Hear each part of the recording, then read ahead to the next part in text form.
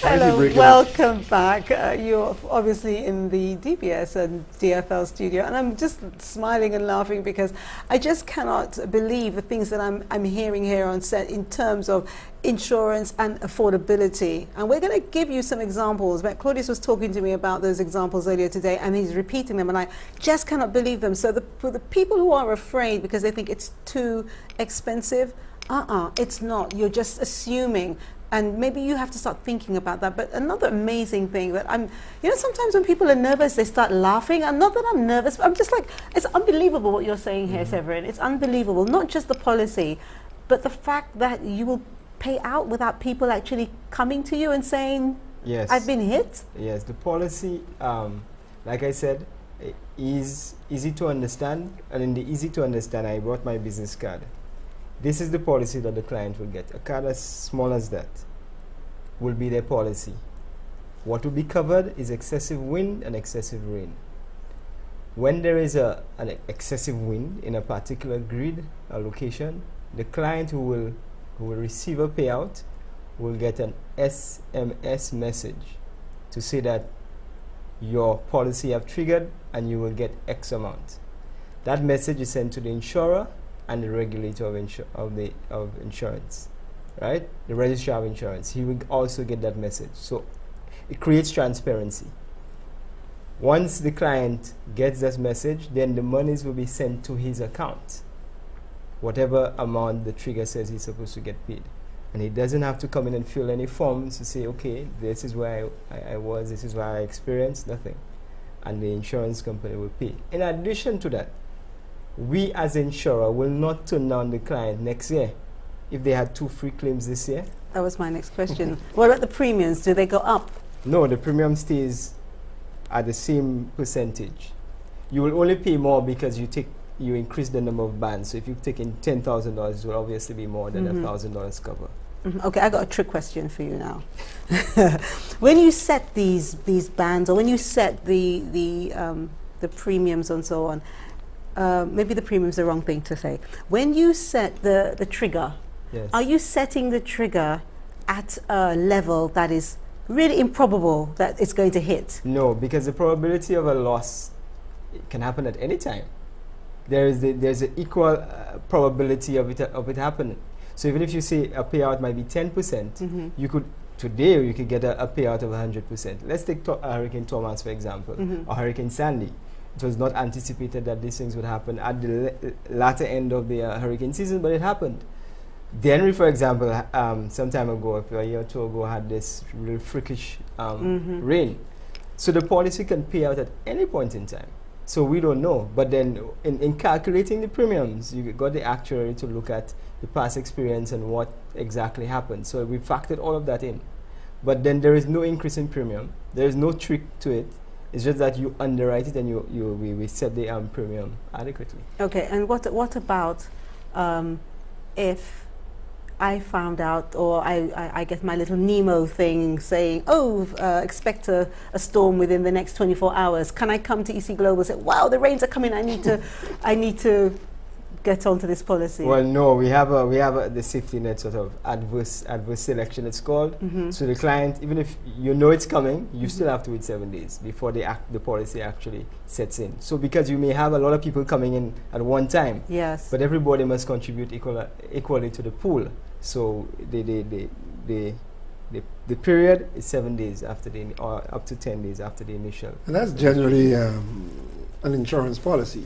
It's going to be more difficult generally for any house owner or householder to come in after June of any year to seek hurricane insurance, flood insurance. It's not, you're going to get it, but it's not going to be as easy as you would get it, for example, in January, because you're now coming into the period of greater risk, and the greater the risk. That's not fair, surely, because insurance is insurance. Why should I have to wait? Because maybe I can't afford it until maybe January, maybe June, maybe I need to save up for it. Insurance too has to save up to pay out, because what one has to understand, the rates are not just set willy-nilly. The rates are set after actuarial science studies are being done. So, for example, people talk about the cost of insurance all the time, Delia. Let's look at the cost of insurance, even before we Severin has brought in is micro insurance, which is basically for those people who claim insurance is expensive. The average policy, the average insurer asks of you generally $6 to $8 and says to you, if you give me $6 to $8, I will pay you $1,000. Nah. That is the bottom line of insurance. No. The premium rate is per thousand, anywhere between 6 to 8 to 10, depending upon the type of structure and location.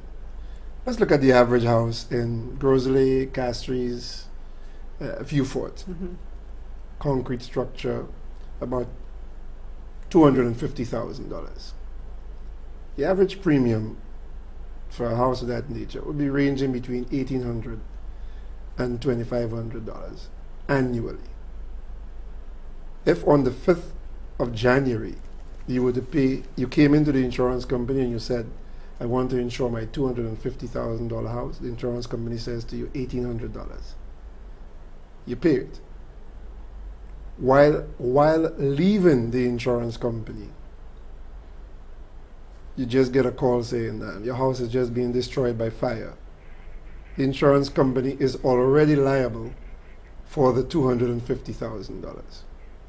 You just paid them only between $1,800 and $2,500, and within 1 minute of leaving the office, because even if the fire was taking place while they were insuring and you didn't know, so it wasn't, you weren't trying to scheme the insurance company, they'd pay you that $250,000 right there.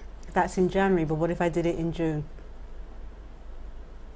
The same thing would happen. In terms of the premium? The premium might just be slightly higher because insurance is about risk assessment, and the probability of a particular loss in June from hurricane is greater than in January. That's basic because the hurricane season has begun.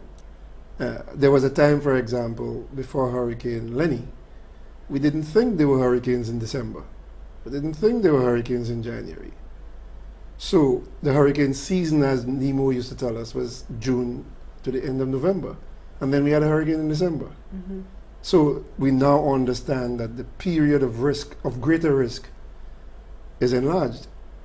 So, but the point, the basic point is that what we are asking you is not even equitable to what we are saying we'll pay to you. And that's the basic, the essence of it all. Insurance is not a contract of equity. So for example, you would go into the supermarket, buy a tin of milk. What you pay the supermarket owner for the tin of milk is directly proportionate to the tin of milk that you're getting. Insurance is not that way. We are saying to you, give us $8, and we are paying you $1,000. That is basically what we are saying. Okay, now we're trying to stress here to the viewers that it's affordable, but what is EC Global doing in terms of this new insurance to make it easier for people to start paying it? Well, for one, the premium is low. So it's not like a premium that you'd probably have to put out thousands of dollars.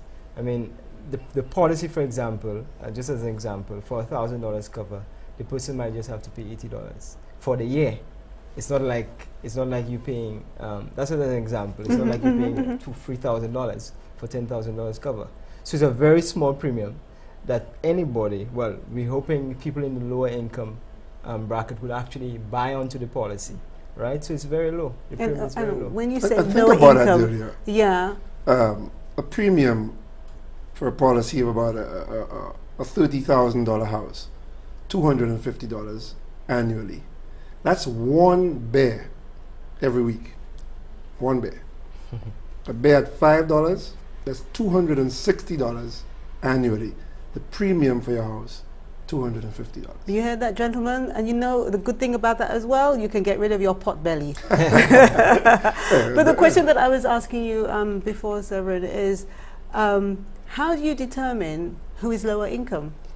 Well, anybody, like I said, we the product is targeted as at the lower income bracket. Okay, but so it's just targeted. Right, okay. but anybody who wish, taxi driver, agriculturist, anybody who wish, you could take the policy if you wish. But the thing is, dear, it's not going to be worth the while of, say, somebody with a multi-million-dollar mansion to take that policy, because as Severin says, it's limited to $10,000. So it's not going to be worth that person's while to go there. So that in itself is a barrier. So it's really worth the while of the very low income earner, because it only goes up to 10,000. I mean, which businessman who is worth $1 million is going to come into EC Global and buy a policy for $1,000? I mean, there's this joke about Bill Gates that if he were to be walking and $100 bill fell, it'd be cheaper for him to walk away than to stop and pick it up, because he makes more than the $100 per second. So it's the same thing. No businessman at a certain level is going to walk into a policy, into a business to take a $1,000 policy. It's just not going to happen. Okay, well, that was one of the things that you spoke about in terms of, you know, it's affordable. But what about methods of payment? I want to ask you that after the break, because we're going to go into the break, but I'd like us to talk about methods of payment, because again, that's another worry for people when they think about insurance. So you're watching Dolor Factor Live on DBS. When we come back, we will open the telephone lines, and you can maybe ask a question that you want related to this policy or insurance in general. And I'm actually feeling really lucky and happy tonight, because of course I've got two knowledgeable and very attractive gentlemen next to me who know their stuff, and that's always going to be attractive to the ladies.